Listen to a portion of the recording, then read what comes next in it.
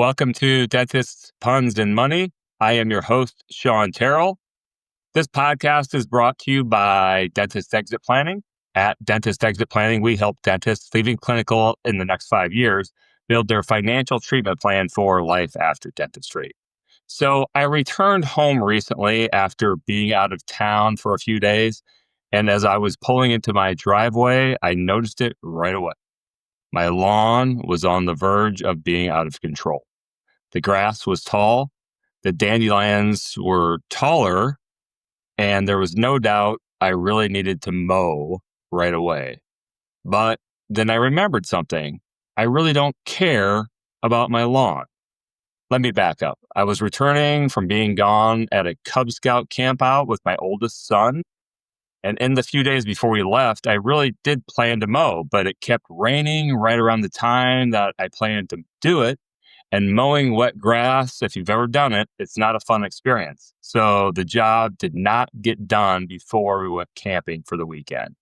And we got home from camping around lunchtime on a beautiful Sunday, not a cloud in the sky, perfect time to mow. But the camping gear needed to be dried out and organized and put away. And I hadn't seen my other son in a few days, and he really wanted to go on a bike ride. And my wife really needed a break from my other son after being home with him for a few days. So I had a choice to make. I could wedge the yard work into a lovely spring Sunday, or I could push it off one more day and not mow until Monday, which it was supposed to be nice, so that would have worked out fine.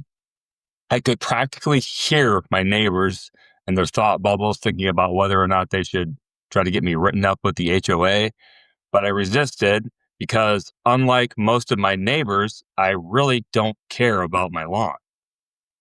And I'm probably giving the impression that my lawn is the worst on the block. I don't think it is. It's just that I concluded a while back that you really have to decide in life what you're really going to care about. And in part because of the near-death experience that I had a few years ago, and I've talked about that, I decided that I won't spend a beautiful weekend doing yard work anymore instead of going to a park or on a bike ride with my family, because you really can't care about everything all the time. And it occurred to me while I was reaffirming my decision to not mow on a gorgeous Sunday that there is a similarity between this situation and dentists who are leaving clinical practice for life after dentistry. You, Dr. Dentist, as you think about life after clinical and your retirement to whatever comes next, have to decide how much you care about money. And to clarify, almost everyone cares about money and making sure they have enough to live. What I mean is, do you care enough about money to be proactive about how you're going to handle it when you retire from dentistry?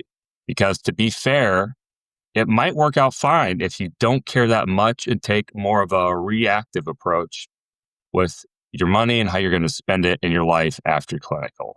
So here's a few examples of being proactive with your money in retirement.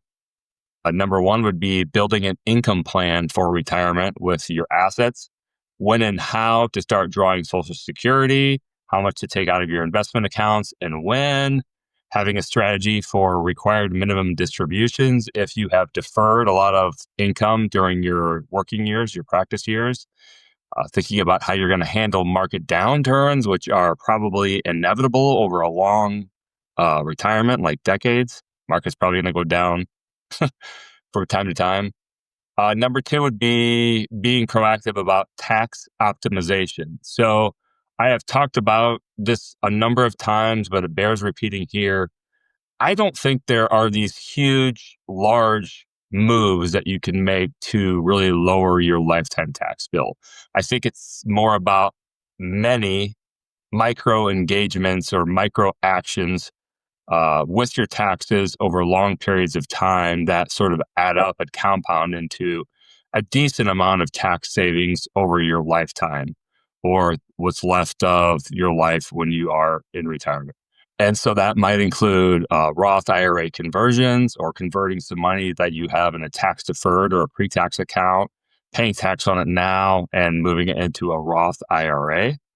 And then another micro engagement on a yearly basis that might reduce or lower your lifetime tax bill would be something called tax loss harvesting with taxable investment accounts.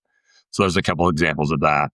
And then the number three example is sort of being proactive with your money or deciding to care about your money ahead of retirement would be sort of being intentional about anything that you might want to leave behind for other people or other things or institutions that you care about, like charities.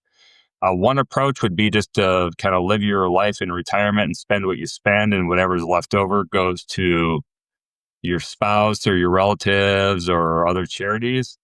But if you really want to get into it a little bit more, and that's a very important thing to you, you really care about that, then there is probably a more intentional, more proactive, more efficient way to leave money behind to whoever or whatever you care about after you are no longer here. One thing I want to make sure I'm clear about is that you have a pretty big disparity between how much you have to spend in retirement and what your cost of living actually is. You might not need to care that much about your money. It might work out just fine.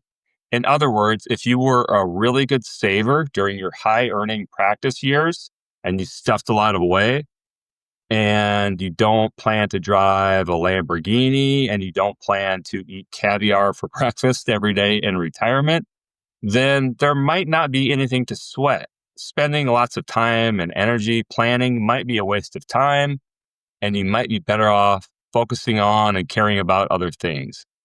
So you could definitely think about your money in your post-clinical life a lot like the way I currently think about my yard, that it's sort of important. It's got to be addressed, but you don't have to really wring your hands over when and how that gets done. Now, I do want to mention that some would probably say I should outsource my yard work, my lawn work, and I probably should. Maybe I should.